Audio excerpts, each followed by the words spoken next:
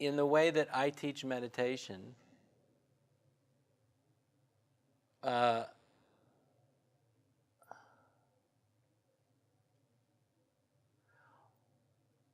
teach this, well, the way I teach meditation is really the hardest kind. And I teach the hardest kind right from the very beginning. So the hardest kind of meditation is meditation without an object. So if you have meditation on the breath, which is very good to do, so you have that you're focusing on the in-breath or the out-breath or the abdomen going in and out or the tip of your nostrils, but you have something that you're focusing your attention on, which is the movement of the breath. Or you can focus your mental, you can use a mantra or a word or an image or whatever. So the way that I teach meditation is called meditation without seed. So what we're doing is we're meditating on consciousness itself directly. But consciousness is not an object.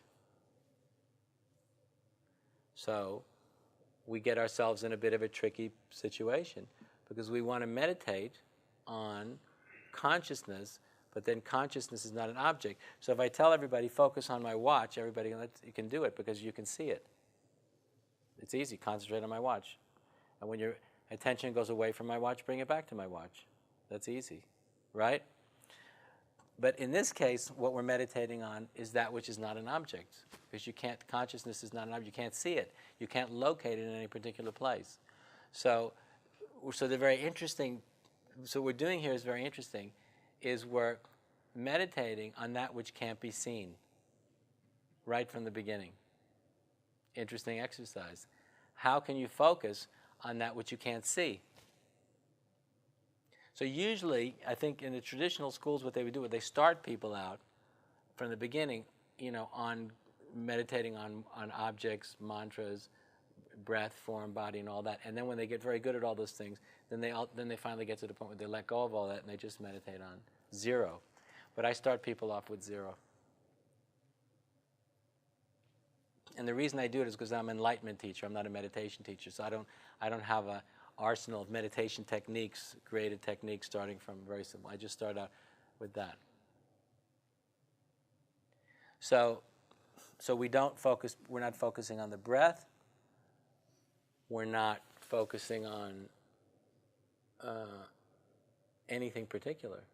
But what we are focusing what we want to try and focus on is the nature of consciousness itself, which is not an object. Consciousness is not an object. Consciousness is not an object. So basically something, which is you, right? We're all a something, aren't we? Right? Otherwise we wouldn't be able to have the conversation, right? So you can't say I'm nothing, otherwise I wouldn't be able to talk, would I? There has to be a certain conglomeration of factors have to come together and make it possible to have a conversation, right? So I must be something. I can't be a nothing, right? You know how some spiritual teachers say, well, I don't exist. So you say, well, how can you say that then? Because somebody or something has to exist in order to be able to say I don't exist. I don't exist. And people go, wow, that's cool. They don't realize that actually doesn't make any sense. It's completely irrational. It couldn't possibly be true. If you didn't exist, you wouldn't be able to say anything. Right? Something has to be there in order to put words together, right? There has to be sentience, there has to be consciousness, there has to be cognition, there has to be memory, there has to be experience in time. All those things have to be there in order to put those words together. So somebody saying I don't exist doesn't make any sense, right?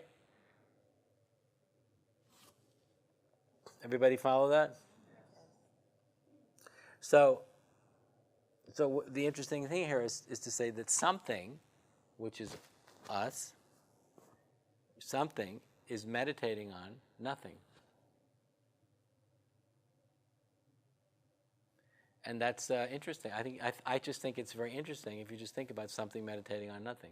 And we're the something. Whoever you are, you're the something that's meditating on nothing.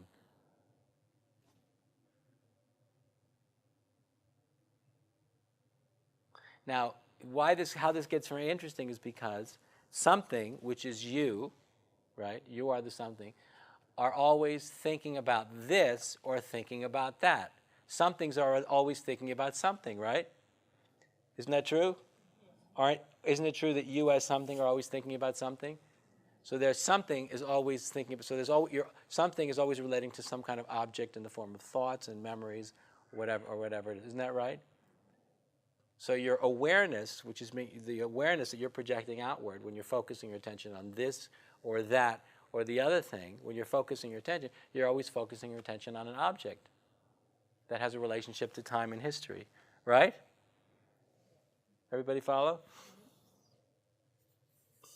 So it gets very interesting when something which is always focusing his or her attention on this, that, or the other thing, suddenly is focusing on nothing. It's like, whoa, wait a minute. Because for your whole life, something is taught to focus on this, focus your attention on this, focus your attention on that, focus your attention on the other thing, right? And we're busy all the time thinking about this, thinking about that, worrying about this.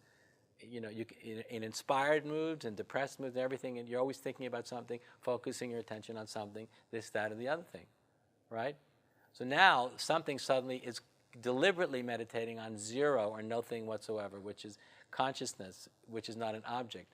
So you see, if consciousness is not an object, how do I relate to consciousness if it's not an object? Then you make it simple. You just say zero.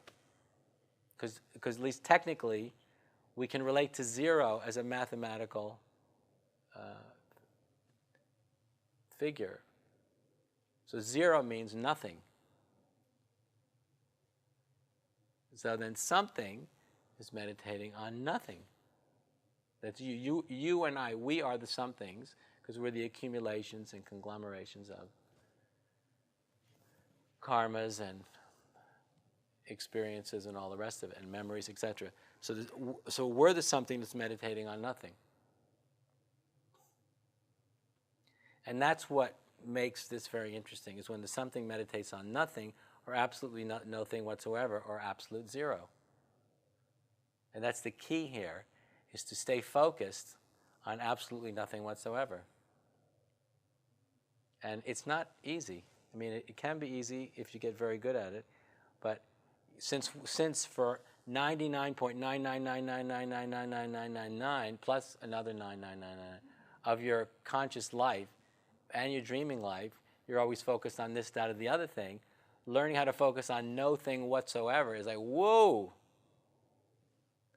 It's like, what is that? I don't even know how to relate to focusing on no thing whatsoever, because I'm always focusing on something. So now we're talking about focusing on no thing whatsoever. And that is something you have to work at. You have to learn how to do. And also, you have to learn how to get comfortable. Because a lot of people get, you know, what do you mean focus on it? It's completely, people feel it's unnatural. And it's very weird. But it actually can become very natural once you get used to it, once you get good at it. So in terms of where to focus your attention, it's on no thing whatsoever. That's why it says, have no relationship to the content of consciousness. And we're going to be talking a lot about that over the last 10 days.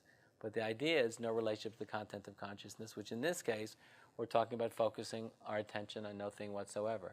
So something, which is you, is focusing on no thing whatsoever. So if you, as something, focus on no thing whatsoever, what happens? If you just think about what's going to happen?